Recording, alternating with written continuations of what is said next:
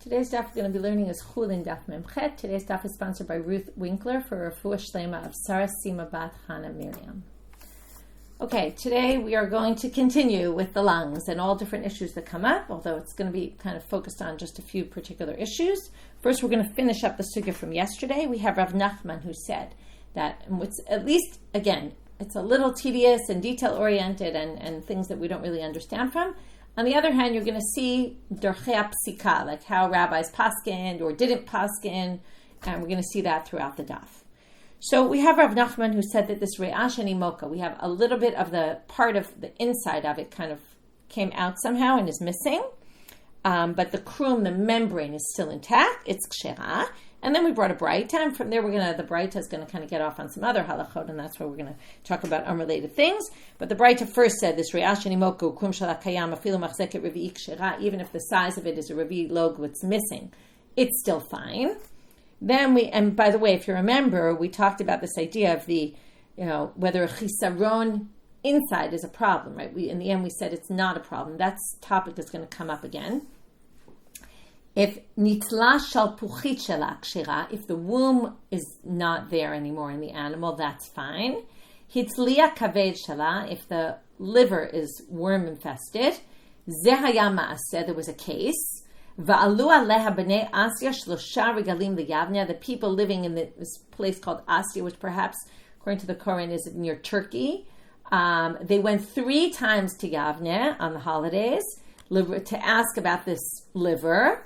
Regel shlishi, on the 3rd regel, hitiru alehem. Okay, here's an interesting scenario if you want to talk about Pesach. So they came to ask about this liver. Now, probably the first time they actually had a liver, right? Even though they must have pickled it or done something to it to make it last a little longer. Obviously, by the time they got to the 3rd regel, they didn't still have the liver with them, okay? It obviously got thrown out at some point because they never permitted it. But they kept persisting. Either this was a common thing and they figured this will happen again, or even if it wasn't a common thing, they really wanted to know the answer, okay? So basically, they come to the rabbis the first holiday and the rabbis aren't willing to permit it. They come the 2nd time, and somehow, after persisting the 3rd time, I guess the rabbis researched it enough and they finally came up with an answer. Just interesting in terms of being persistent. Sometimes it might help, I don't know. But this seemed to have worked for them. Again, I don't think it was so practical by the time they finally got the heter, because in those days there weren't freezers or any other way to really preserve the meat for such a long time. Okay, now we're going to start our first topic for today. Amar Rav Yosef Bar Menyume Amar Rav Nachman Re'ah hasmucha ladofen ein chosheshin la. If you have the lung and it's stuck, not just next to, smucha means next to, but they mean it's stuck to the dofen, which is the side of the animal. What they really mean here is where the ribs are. That's what Rashi says. Dvuka batzlaot. Okay, it's attached to the ribs. So now you have this lung that got attached to the ribs. Now let's just go back for a minute. At the bottom of Mem Vav Amud, Rava said if you have 2 parts of the lung that get stuck to each other, 2 different lobes, right? And there's these adhesions between them. So we're going to basically say that that's a problem, assuming they're not the 2 that are next to each other. And that's a problem, that's a treifa. And we said that Rashi said that there was this machloket. Rashi said it shows there was a hole, and now that's why they ended up getting stuck to each other. Others say that, or Rabbeinu Yitzchak says that it's that eventually it'll tear apart and they'll end up with a hole. But we're going to explain our sugya like that one, which is the way Rashi did, which is we're assuming now that they're stuck together, there must be a hole. Okay. Now, what's the issue here? So I'll compare this before we get to the next line, but I'll compare this to a sugya we learned a long time ago of in Bava Kama, Adam Muad La'olam. People are always responsible for their actions. No matter what damage you cause, it doesn't matter if it was accidental, not accidental, you have to pay. After the Mishnah establishes that, the next Mishnah says, if you put your kad, and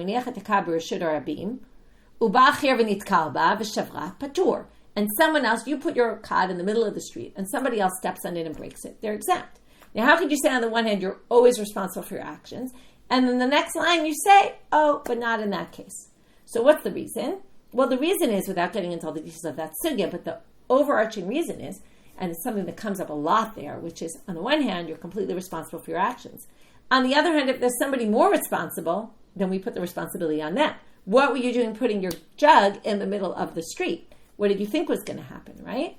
So that's the concept that's very prevalent there, which is you're responsible until you can throw the responsibility onto somebody else. So likewise here, when it's one lung and it's two parts of the same lung, remember, hole in the lung is completely problematic. So you assume it's from the lung. But if there's a lung and a rib, it could be the rib's fault. And if there's a tear in the rib, that's not a disqualification. So that seems to be why Rav Nachman is lenient here. He assumes that the problem comes from the ribs and not from the lungs. So there's someone else to blame, so to speak. Now, if it starts to have growths on it, then already Rav Nachman will say it's a problem. Now, you're going to see he has the most lenient position. Later, we're going to come back to the second part about the growths and say, does Rav Nachman really say this? But we'll get back to that later. Right now, we want to focus on the first, that he's very lenient. When this is stuck, the lung is stuck to the ribs, we're not going to say this is a treifa. However, Mar Yehuda Mishmei de Avimi Amar Echad Zevi Echad Zev Chosheshin La. We're concerned whether it has a growth, whether it doesn't have a growth. Either which way, if it's stuck, it's a problem. Now, Hechi Avdinan. So what do we do? Now, even according to this, we're assuming it's not definitely a problem because, again, you could blame the ribs, and then that's not a problem. So how do we determine that? Rava comes up with a way to determine it. I'm a Rava. Well, he doesn't come up with it. He just tells us that Rav in Bar Shvat Esberali. Okay, someone else explained to me. This is what you do. Maitinan sakina de chalish pume. You take a very sharp knife that's very thin. Okay, I did this morning. I took out bread from the freezer for my daughter, and I put it in the freezer. It was still, kind of fresh, and the bread sticks to it. Right, the two pieces of bread stick. What's the best way to get it? You take the thinnest knife possible with it, right? And you put the knife, you try to slide it in the middle, and you separate them, right? Without breaking. It doesn't always work, but that's the best way to do it. So this is what you want to do. You want to slide a knife right in between so you don't tear it. If you tear it, you're not going to be able to figure anything out. So you want to not tear it. You slide it through, and then what do? Then you check, okay? If you see that there's a wound on the side of the ribs, then you know that the wound came from there. Again, put the blame there. Talinam batar dofen. We can assume, okay, now we don't know, maybe there was also a wound in the rib. But since likely there was one wound, one of them was wounded and not the other, we can assume the problem came from the rib and then we're good to go.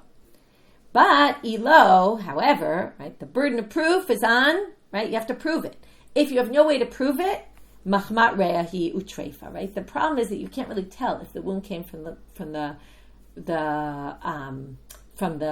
lung or not. So we have to say, if you can't prove that it came from the other side, then we're going to say that's a problem. It probably came from the lung. And even if you have no indication, which is what? No air coming out. Remember, that's the whole problem. There would be a hole. If there's no air coming out, right, it doesn't matter. Meaning that whole test we did with blow the air in and see what happens, that is not going to help you here, okay? He's unwilling to be lenient here, okay? He basically says, listen, we're assuming it's a problem unless you can prove otherwise. If you can't prove otherwise, we're assuming it came from there. Even if you were to do the test and it passed the test, it's not going to help you.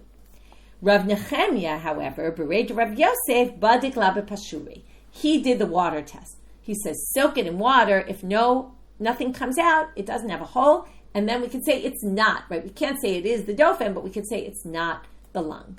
So we have kind of three opinions here, okay? They're not exactly set up as three opinions, but it sounds like three opinions. We have Rav Nachman, who said we don't have to worry about it at all, as long as there's no growths, okay? But if it's just stuck to it, it's fine.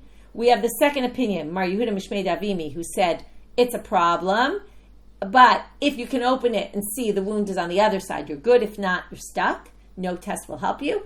Third opinion says, no. Agree with the middle position, but if it's stuck, you can. If you can't tell, do the test. The test can prove that it doesn't have a hole, and then you're good. But now that last statement was made by Rav Nechemia Bered Rav Yosef about checking it in the warm water, the tepid water. But Amar le Marzutra Bered Rav Huna Bered Rav Papi le Ravina. Okay, so Marzutra says to Ravina, Rav Nechemia Bered Rav Yosef Atuna Hamat Nitula. You explained that he said you could do the test was said about this sugya. Now he's going to say, but we Anan Aderava Matninala. We have it that he actually made a statement on something Rava said, meaning he didn't think this case could be tested. There's really not three opinions here. You took, right, this is saying, you took someone's words out of context, you misunderstood, you thought he was talking about that. He was actually talking about a different sugya. What sugya? Dama Rava, the sugya that's very similar, that I compared it to in the beginning. It's on purpose that I did it because I wanted you to connect these. And now we're going to see that he did it on this other sugya. Dama Rava, at the bottom of Mem Vav Mebet. Hane tarte une derea, desrichan lahadade, late lehu b'dikuta lachshuri. Right, if you have those two lobes, Rava said, the two lobes are stuck to each other, assuming they're not adjacent ones. It's a problem. There's no way to check it. The check won't help. It's a problem. And that we learned, he says, Rav Nechemia, Bered Rav Yosef, Badik Laba Pashure. He disagreed with Rava. We didn't see it then, but now we see it. According to this version of Rav Nechemia, that's the case where he allowed the test. Matkifla Ravashi. Ravashi says that's ridiculous what you're suggesting. Why would the test be there and not here? It doesn't make sense that the test would work there because, again, it goes back to what I said before about the comparison to Adamu Ad Lo'olam. He says, "Hi, my, what are you saying here? If you do the test, like Rav Nechemia suggests, in our case, where the lung is attached to the ribs, so it's very obvious. If you do the test and there's no hole, we can say, well, how do you explain it then? If there's no hole, but yet they were stuck to each other, how could that be? It must be the problems in the dofen, right, in the ribs. But aval hatam, but if it's two lobes of the lung, ihaina kiv treifa, vihaina kiv treifa. If you try to put it on the other one and say it's not this one, it's that one, it's not this one, it's that one, it's not that one, it's this one, but they're both parts of the lung, and if there's a hole in any one of them, it's going to be a problem. So it doesn't make any sense that the test would work there, and therefore your version is not really a good version. Okay, and then it seems to go back to saying it must be Rav Nechemia said it on this sugya and not on that sugya. And that's good because it really highlights the differences between the two sugyot. Okay, now we're back to what Rav Nachman said at the beginning. And again, until now we've been focusing on the first thing he said, which is you're not worried if they're just stuck to each other. However, the second part was if there's growths on it, it's a problem. So now they say, Umi Amar Rav Nachman Hachi. Did he really say that? V'ha Amar Rav Yosef Bar Minyume Amar Rav Nachman. Okay, he was quoted as saying, Re'ah shenikva v'dofen so tamtak sheha. If you have a lung that has a hole, a puncture, and then the ribs close up. We saw this with the gallbladder and the liver, right? It fits right into it, right? Two things and we're going to talk about this a bunch of times today, so let's get it straight. Sometimes there could be a hole, but if they're built into each other like just so, and they fit very well, then it can block the hole permanently, and then nothing's going to happen, right? The animal's not going to die because it's blocked. So here you have the re'ah and the dofen, and they close up. So it shouldn't matter if there's growths on it. It should be fine. I'm a Ravina. So I skipped down by accident because the sugya repeats itself. Anyway, lo kashya, hatam bimkom revita, hacha shelo bimkom revita. Okay. Now, if you think about the lungs, we saw already, there's different lobes, and it's kind of big, right? Now, it takes up space in there. And it's right near the ribs, but depending on, at the top part, okay, if you start from the head of the animal and you go down, where the lungs start, it's very close to the ribs, to the rib cage. But as you go further and it branches off into these different lobes, it actually gets distanced from the ribs. So now, if it's the place, revuta, where it grows, where it's natural, that's why I said where it's a natural fit and they fit together, for sure that's fine. But where they're distant from each other, let's say right now they're up against each other, but because in that area of the body there's more space between them, it's not going to stay that way. And it's not going to hermetically seal it. So that's going to be the case where it's a problem. So now we differentiate. When Rav Nachman said here, that's when they're distant from each other. But in other words, in the area where in general in the body they're distant. Here they happen to be attached, and there's that stuff in between them. But those growths in the right in between where they're stuck to each other. But since that's not generally an area where those remain stuck to each other, that's not going to hermetically seal it, and it's a problem. Okay, so we differentiate between those two cases, bimkom revita, where it grows, or shelo bimkom revita, where it doesn't grow. Hecha mekom ravita. They want to know where is the place where they grow together. Chituche deone. It's where the lobes start to branch out in the beginning of the top of the lung. Okay, so that was just to review. We had the sugya of Rav Nachman. He said two things. First, we dealt with the first part. It's not a problem if it's just stuck and there's no growths there. And we saw the differing opinions about whether, only if you can prove it's the Dauphin, or maybe if you can prove there's no hole in the lung. Okay, so we saw those two opinions, those three opinions. Then we got to a debate about really, did Rav Nachman say you could do the test here, or was he talking about a different sugya? Rav Ashi didn't like that second suggestion. And then we just went to the second part of Rav Nachman seems to contradict something else he said, and we resolved the contradiction. Since we mentioned this other statement that he said, we're now going to go in depth into that. We're going to do one of those gufas. Okay, let's take the statement that we just brought in to kind of contradict, but now let's talk about it. So gufa. Amar Rav Yosef bar Menyume Amar Rav Nachman. Re'ah shenikva v'dofen sotan takshera. So that's what we saw. We have a hole in the lung. And again, assuming it's the place at the top of the lung where it's really close to the chest area, if the flesh near the ribs is right up against it, it closes up the hole and it's all fine. But Ravina says not necessarily in every case. Amar Rava v'hu desavich bebisra. It has to be intermingled with the basar. Okay, kind of like twisted around. It has to be really, really close to the flesh. Amarle Rav Yosef le Ravina. Okay, Rav Yosef says to Ravina, how can you say this? Ve'ilo savich mai. So if it's not, then what are you going to say? It's a treifa, right? Well, that doesn't make any sense. Amrina nikuvihi. You're basically saying there's definitely a hole there. And if that's the case, ihachi ki savich nami dahatanya. In other words, then even if it's really, really intertwined with the meat, the flesh, that shouldn't help it either. If you're basically saying there's no matter what, there's a hole, well, then it shouldn't be that if he doesn't like this distinction that Ravina makes between savich and not savich, okay, intermingled or not, because he says dahatanya. It says in a braita, and now we're going to quote. Okay, now this is going to be a bit of a weird proof. Okay, both the context is weird, but also the fact that we're bringing this at all is a little bit strange. But they're going to bring a case of what's called a krut shufcha. Okay, this is someone with a problem with their penis. So what kind of problem? There's a hole in it. And because there's a hole, they're not capable of reproducing. And because of that, they're not allowed to marry in the kahal. They're like a mamzer. Okay, they can't get married. It's a whole weird case of a psul chitun. So it says here, Detanya, nikev, okay, you'll see the connection in a minute. It's not really well connected. Nikev pasul mipnei shu shoteh. If there's a hole, it's disqualified because the semen comes out trickled, and therefore there's not enough koch, enough strength for the person to be able to have children. Nistam kasher mipnei shehu molid. Okay, but if the hole gets sealed up, then all of a sudden this person goes from being someone who can't marry in to someone who can marry anybody because it's fixed. Okay, because now they're able to reproduce. So it's a problem that can resolve itself. Vizehu, now here's the key line that's going to relate to us, or maybe relate to us. We think it does in the beginning, and then we're going to say no. Vizehu psul shechozer lechshero. And this is a disqualification that can be fixed. Okay, now, Zehu must be coming to say this and not any other one. Okay? So Zehu lemi'ute mai. So what is it coming to exclude? If not our case.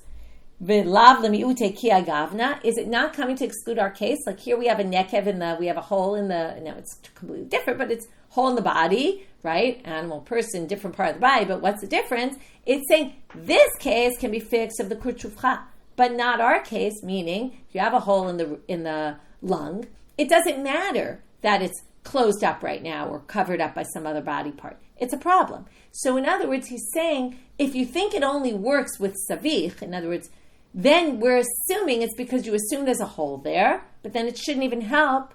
Even if it's savich, it should be a problem. Because what did we say? Only the krut shufcha can be rectified. This can't be rectified. To which the Gemara says, no, that's not what we're talking about.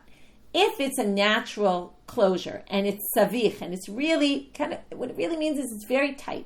It's intertwined. It's not going to open up. That's what Ravina is saying. When it's really intertwined in the meat, it's all good. You're not going to have a problem. The case that they're trying to exclude in the kutshufra case is a different case, which is something we learned already.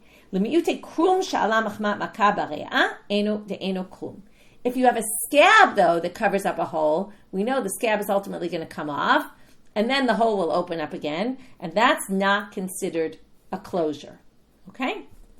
That's what it was coming to talk about, not this. In any case, we resolved the problem, and we started with the statement of Rav Nachman that the re'ah that has a hole and the dofen closes it up is fine. Ravina added only if it's really intertwined, which Rav Yosef didn't, Rav Yosef didn't like, so it doesn't make any sense based on this other kutshufra inference.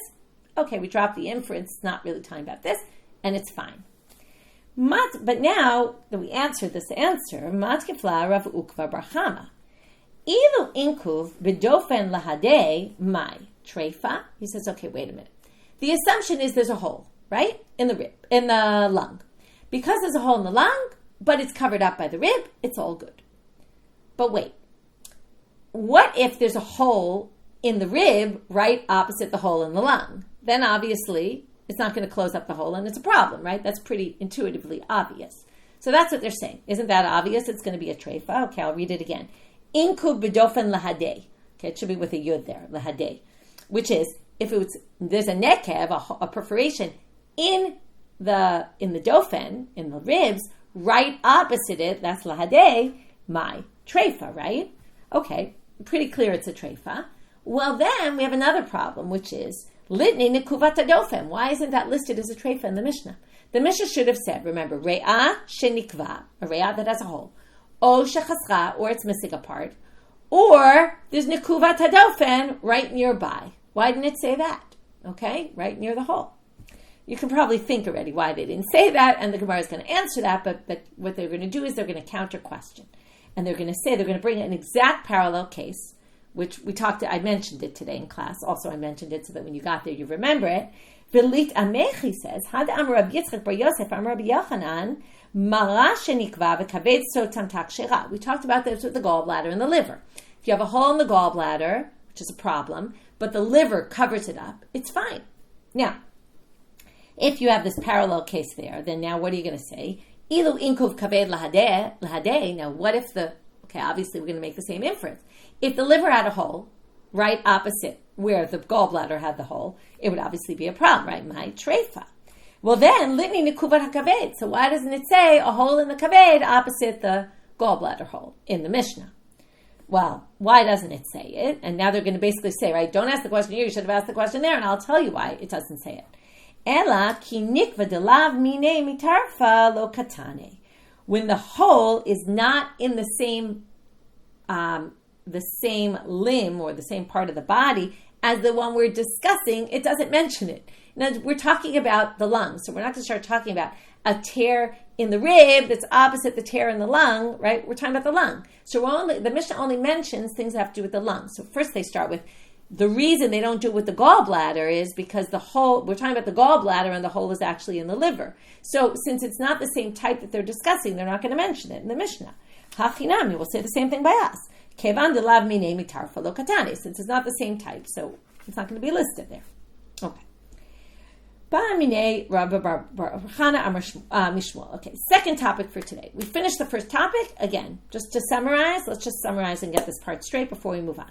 We have the lung that's together with it's right next to the rib.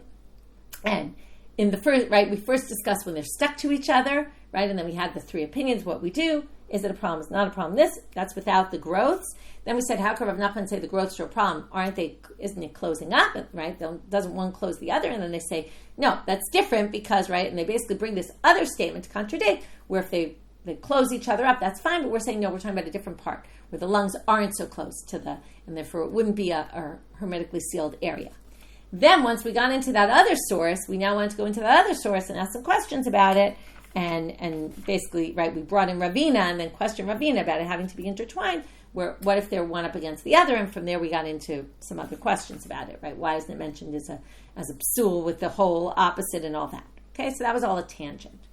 Now we're back to the lung, and now we're going to talk about, we talked about here where if it's right next to the ribs and they're stuck and there's smachim on it, now we're going to just talk about what if there's just smachim on the rib. Just the rib itself, so it's a second sugya here, a different topic. We have a rib with, you could call it cysts. Okay, we kind of mentioned cysts before. So now they're going to say, Ba'amina Rabbi Bar Chana Mishmuel. Heltat smachim mahu. What if it has cysts on it? Amarle, kshecha, he says it's fine. Amarle, afani omer ken. So Rabbi Bar Chana asked Shmuel. Shmuel says it's fine. Rabbi Bar Chana says, I also kind of thought this, but ela shal tamidim mizdanim b'davar. Sorry, mizdanzim b'davar. The students are in doubt about it, though. They're bothering me about it. They think it's a problem. Why? Based on what Rav Matna says, Da'amar Rav Matna, mal yamugla treifa, mayim zakim kshera. If the cysts are full of pus, it's a problem. If the cysts are full of water, clear water, it's fine. Because if the cysts are full of pus, we know what that means. That means there's some wound there, right? So if they're pus-filled, it's a problem. If they're not pus-filled, it's not a problem. So sounds like it could be a problem, these cysts.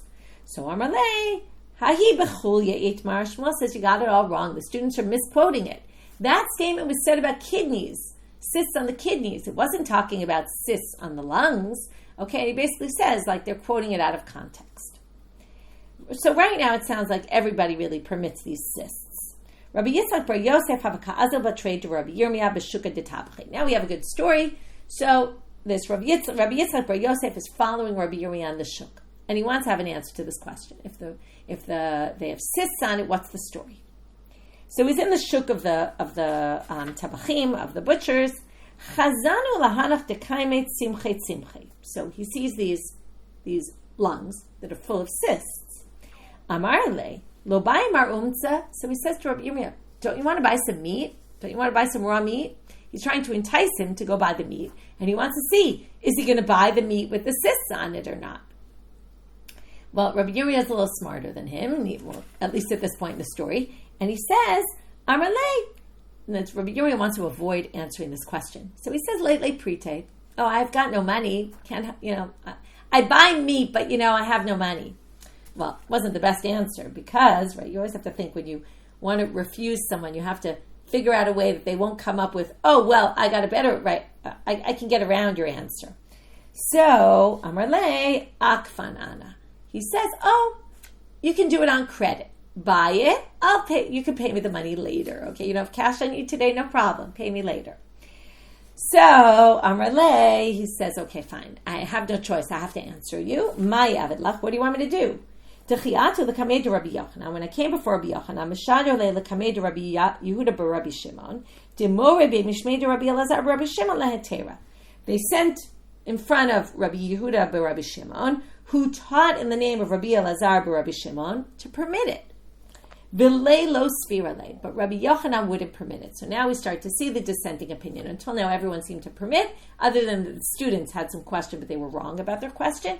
Now Rabbi Yirmiyah comes and testifies that Rabbi Yochanan, even though other people were permitting, he wasn't willing to permit, so I'm not willing to buy this meat, and I'm not willing to permit it to you either.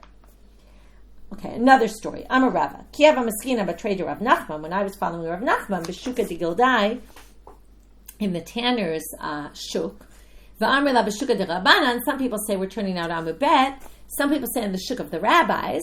Okay, you could see there were these different shuks, like there were certain shuks for different kinds of people. It's a little hard to understand exactly, but it could be also you would say maybe that's what they were selling there, but obviously they were selling meat there as well, so they weren't selling Talmidei Chachamim, so it seems like different people had different markets. Anyway, that's just a side point.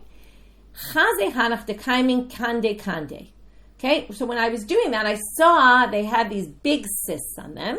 Velo amar lehu velo midi. And now what happened here? This was Rava says, I went following Rav Nachman in the shuk, and I saw that he didn't say anything to anybody. Meaning he obviously didn't think this was a problem. He saw everybody buying these lungs that had big, big cysts on them. Rabbi Ami for Rabbi Asya, v'chafe b'shuka ditferia. Okay, here we just get the shuk called by the name of the city it was in. That's more likely the way we call shuks. Chazu hanach dekaime tinare. So these huge cysts, even bigger than the other ones that were hard. Vilo amri lehu vilo midi. And he also didn't say anything. So it seems like these cysts are really not a problem, other than Rabbi Yochanan, who thought they were a problem. Okay, so that was sugya number 2, very easily summarized, which I just did. And that, right, we saw some stories that helped us kind of visualize and see how people actually acted halacha l'maaseh. Itmar. Now we get to the third sugya and the last sugya for today. Macha shenimtzeit bere'ah. After you do the shchita, you find a needle in the lung. Okay, in the center, and somewhere in the lung, in one of the chambers of the lung, or the unot. So now we say, or the lobes. Rabbi Yochanan, Rabbi Elazar, Rabbi Chanina, Machsharei, Rabbi Shimon ben Lakish, Rabbi Mani bar Patush, Rabbi Shimon ben Eliakim, Tarfe. We have two groups of rabbis, 3 and 3. They say it's good, they say it's not good. So first we want to figure out what the machloket is. We're going to suggest one thing and then change our mind about it. Lema b'haka miflageh. Let's suggest this is a machloket. Demar savar chisaron mibifnim shmei chisaron. Umar savar lo shmei chisaron. I said we're going to get back to this. One thinks that when you have something missing inside the lung, it's not a problem. And the other one thinks it is a problem. Okay, that's a machloket between them. Now, what does a needle have to do with a chisaron? Chisaron is there's a piece missing. So it's a bit of a weakness, and we're going to reject this anyway. So I don't have to convince you that it's why it makes sense, because it doesn't really make sense. But anyway, the Gemara is going to say that's not the machloket, so it won't bother us. It doesn't make so much sense. But why are they suggesting this? So Rashi claims that because it's metal, the needle, it rusts, and the rust causes an erosion of the lung inside. And that's the claim, that perhaps that's the issue. Okay, whether true or not, whether that would or not, I don't really know. It would have to, obviously that would take time. But anyway, the issue is that, right, is it considered a problem when there's something wrong inside but the membrane outside is intact or not? And that's the machloket. To which the Gemara says, lo. We could say all these rabbis held it's not a problem, as we saw in the sugya at the end of yesterday's daf. In general, we hold this is not a problem on the inside, right? That's why the whole stuff that spilled out that was liquefied doesn't make it a problem. Now, here's the root of the machloket, and this is going to be something that's going to basically run through the sugya till the end today, which is Mar savar simpona nakev va'atai, umar savar nikuve nakev va'atai.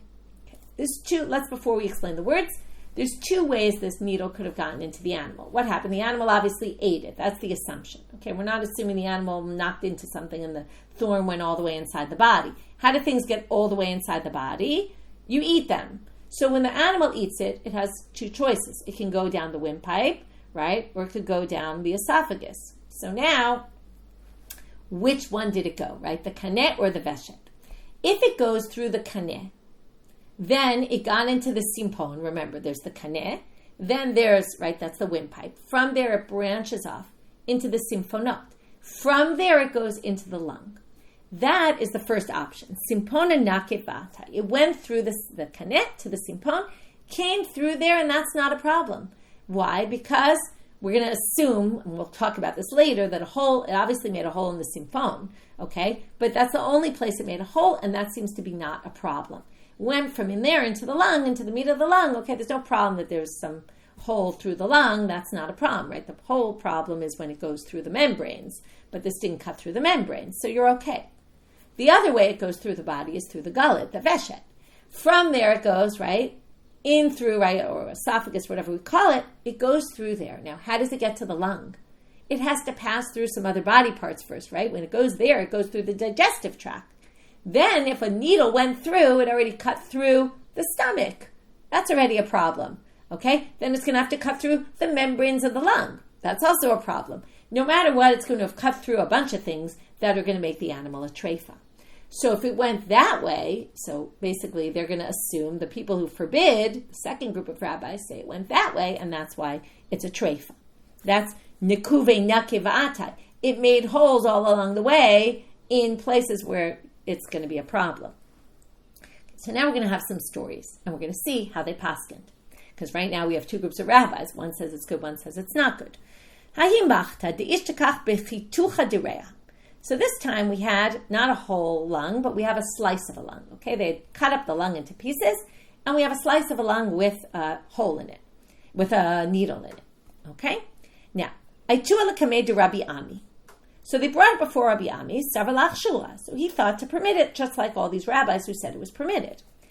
Eitive Rabbi Yirmiyah, v'itema Rabbi Zreka. Comes Rabbi Yirmiyah, or maybe Rabbi Zreka, it's not clear who, and throws a difficulty against them and says, against Rabbi Ami, this is the sugi we saw at the end of the daf yesterday. We actually explained this differently, but he's going to bring it the way we first explained it, which is it says a lung that has a hole or is missing part.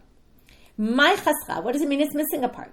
If you're talking about it's missing a part outside, well, hainu nikva, right? Before you get to missing, there's a perforation, and that's already mentioned. So you don't need to mention that it's missing. If it's missing, it's obviously perforated, and that would already be a problem.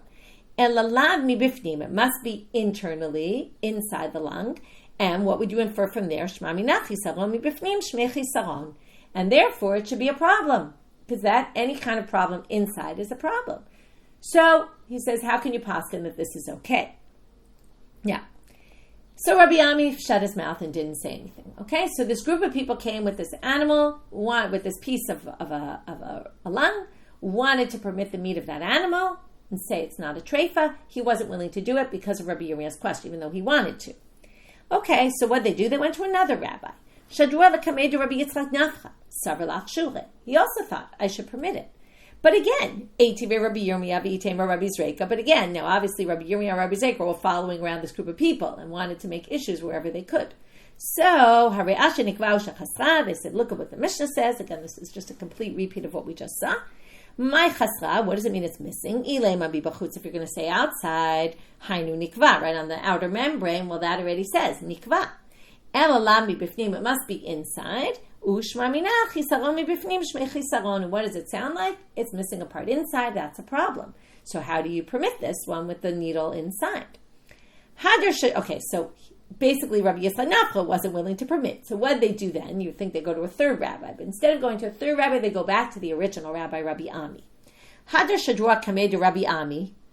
And what does Rabbi Ami do now? Tarfa. Instead of what he wanted to do originally, say it was kosher, now he says it's treif. Amre le. So now the people who asked the question, who obviously wanted this meat to be kosher, they said to him, V'ha Rabbana machshere. But look, Rabbi Yochanan and his chaver, Rabbi Elazar and Rabbi Chanina, they all permit a needle in the lung. So why are you forbidding it? To which he says, and this kind of brings in together the sugyas that we learned before, Amar le hein ichshiru sheyodim me'ezetam ichshiru. They can permit, why? Because they can basically test the lung. They're talking about a case where you have a lung with a needle in it, and then you want to make sure it didn't cause a perforation on the outside. So what do? Put it in the water, do the test, make sure there's no air coming out, and then it's okay. They had a way to permit it. Anan, but us, me'ezetam nachshil. What's the problem? Because we have a slice of the lung. Once you have a slice of the lung, that test isn't going to work. That test only works when the lung is intact. This was a slice of a lung. Okay, this is like who was the bus driver, right? Who remembers anymore that this was the slice of a lung, right? It was just a piece. It was cut already. When it's cut, you can't do that test. So Dilma, you have a rea kaman minakva. Maybe if the rea was in front of us, we had the whole thing, it would end up that it had a hole in it. So I can't permit it because maybe really the lung is perforated, and I have no way to check that now. So don't quote me those three rabbis. They were talking about a whole lung. Yuki brought me a chunk of a lung. That's not going to help. Okay, so that's, in the end, so we had this machloket. Is it permitted or not permitted with a needle? We have either it went through the windpipe and then we assume it didn't really create any problems, or it went through the veshet, through the gullet, and then it basically made holes all along the way and is a problem. We had this case of a slice with a needle in it, and they tried to get it permitted, but nobody would permit it. First, they thought to, based on these rabbis. Then Rabbi Yirmiyah brought up this difficulty from the Mishnah about a chisaron bifnim is a problem. In the end, it seems like that's not the reason why Rabbi Ami forbade it. Rabbi Ami forbade it in the end because he said maybe there was a hole. We don't know. But the fact that there's a needle already shows that maybe there's a hole in the lung. And since I can't check the lung for holes because it's not intact anymore, it's a problem. Okay, to which the Gemara now says, Tama deleta. Okay, so it seems pretty clear it's because the lung isn't there. Ha'ita velomenak v'kshera. Sounds like if it was in front of us and you did the test and it had no hole, it would be fine. Well, that doesn't seem to make sense because Ha'amar Rav Nachman hai simpona derea deinkuf treifa. Rav Nachman said if you have a simpon, which is those inner ducts, that has a hole in it, it's a problem. Which means that even if the outer doesn't have a hole, and here you had the needle, now again, you're assuming if there's no hole in the outside, it had to have gone through the inside. Now, how does it get there from the inside? it goes through the windpipe, goes through the sympone, and goes out. Okay, I said before, we're going to assume the hole in the sympone is not a problem. Rav Nachman says a hole in the sympone is a problem. So how are we going to resolve that? And this is going to connect to a different sugya we saw today. It all kind of interrelates. Hahu lechaveru itmar. No, that's when the sympone is right next to a sympone. How would you have two sympone right next to each other? Well, they branch out of each other. So when what's right next to the hole in the sympone is another sympone, now this is just logic, okay? Two hard surfaces, they're hard, the symphono, that are up against each other, one's not going to close up the other. But if you have a hole in the sympone and right next to it is the lung is made up of flesh. The flesh, this goes back to the covering up the hole. The flesh that's right up against it is going to cover up that hole. So when Rav Nachman made the sympone, yes, or the bronchioles, thank you, I should have called them in English, the bronchi they're called. So the bronchi, when they're next to each other, and there's a hole in one of them, the other one next to it is not going to block that hole because it's the wrong material to block. But when they're not next, and that's what Rav Nachman said, that the sympone that has a hole is a problem. But here we're talking about where it wasn't opposite there. The machat went through the sympone, probably made a hole, but right next to it was the flesh of the lung, and it's basically closed that up. That's not a hole that concerns us at all. Okay, and that's why we can permit if we assume it went through that way. So now they say, wait a minute, is that true? V'hamar Rav Nachman, this answer you just gave, hi hadura. Okay, now the answer you gave is that when Rav Nachman said it was a problem was when the same item was up against the same item, sympone, bronchi with bronchi. Okay, now he says, but Rav Nachman says, hi hadur dechanta. If you have the spiral, the spiral colon, which is right, the colon is all like in a spiral kind of shape, not exactly spiral, but goes all around. De inkov lahade chavre, if it is torn, but right next to it is another part of the colon, megena leha, it protects it. That closes it up. Okay, now you can obviously see the difference here, or you should, because the substance, right, the what it's made of is completely different than the sympone. The sympone is hard. So sympone next to sympone is a problem. He says, well, sympone next to sympone, colon next to colon should be a problem also. The same item shouldn't be able to close up that same item. So a hole in one, right, with the other one right next to it, and it does protect it. To which Amar Rav Ashi, treifot midame lahadade, you're comparing to completely different treifot, right? Two completely different parts of the body. You can't say what happens there is the same as there. Okay? You can't say, oh, that treifa is exactly like this treifa. And I'll give you an example where it's obvious. You can't use any sort of logic like that. Okay. He doesn't tell us much information, but we're going to see this later. In the leg, if you have a problem, now, where would you think it would be more of a problem? Top of the leg or bottom of the leg? Obviously, top of the leg, right? If there's a problem at the top of the leg, obviously, the bottom of the leg, right? If there's a problem at the bottom of the leg, right, and the same thing in the top of the leg, it would be more likely to assume the problem is bigger if it's in the top of the leg, because more is being, cut off, kind of, that leads to lots more veins and other things. But there's a certain disqualification. If you don't break the bone, okay, but there's some sort of problem in the top of the leg, it's actually more lenient than when it happens the same thing in the bottom of the leg, okay, without getting into all the details. And therefore, he says you just can't compare, okay? The injury there is not like the injury there, even though you say leg, top, you would assume, but it's not, okay? So therefore, you can't compare the colon to the bronchi. Okay, another situation that happened. It was found in the big sympone, okay? That's the one that leads straight from the kaneh before it branches off into all the other smaller ones. They brought it before the rabbis that forbade it. Okay? Now you expect, Rish Lakish and his chevra, you assume they're going to forbid it. Lo amruba lo isur v'lo heter. They didn't forbid, they didn't permit. Heter lo amreba kishmatayu. They didn't permit because they forbid. Because they say it could have come the other way, right? Isur nami lo amreba. On the other hand, they didn't forbid it. Why? Kevan de simpona rabbe ishtekach ema simpona nakefa'atai. Because it was in the big sympone, what's the likelihood? How's it going to get? Try to imagine the track of this needle. It's going to go through the veshet, through the other body parts, through the lung, and get all the way into the sympone. It's much more likely if it's in the big sympone, it went straight down the windpipe into the sympone. It didn't make any holes anywhere. So that's why they didn't forbid it. Another case. Okay, this is going to be a harder one to understand. They found the machat inside a piece of the liver. Savar mar bered Rav Yosef lemitrafa. He wanted to say it was a treifa. Amar le Ravashi. Ilu ishtakach babisra ki agavna havatarif mar. He says, if it was in the flesh, you wouldn't say it was a problem. The fact that it's in the liver shouldn't be a problem, because remember, only a liver that's completely removed is a problem, or has less than a kezayit, right? We saw the machloket about that. But it shouldn't be a problem that there's a needle in the liver, so why are you forbidding it? Ela Amar Ravashi. So Ravashi says it's going to depend on this, and this is very hard to understand the logic here, but Chazinan ikupa lebar nikuve nakevaatai. Again, it's all about what was the track this took. And now we're going to depend it on which part of the needle is in the liver. Is it the eye of the needle, the back of the needle, or is it the point of the needle? Okay? So he comes up with this theory, which again is very hard to understand. The commentaries struggle with it. I'm just going to kind of leave it as an open-ended question where he gets this distinction. But he says the following. If the eye of the needle is facing out, meaning the point of the needle, the sharp part is inside, then it obviously nikuve nakeva'ata. It obviously came in again. He thinks that we could, just like before we had the simpon, it was in the big simpon, must have taken that track. We're assuming if the needle's pointing in toward the liver, it must have taken the track that it went through the gullet into the stomachs, and from there went into the liver and obviously punctured things on the way.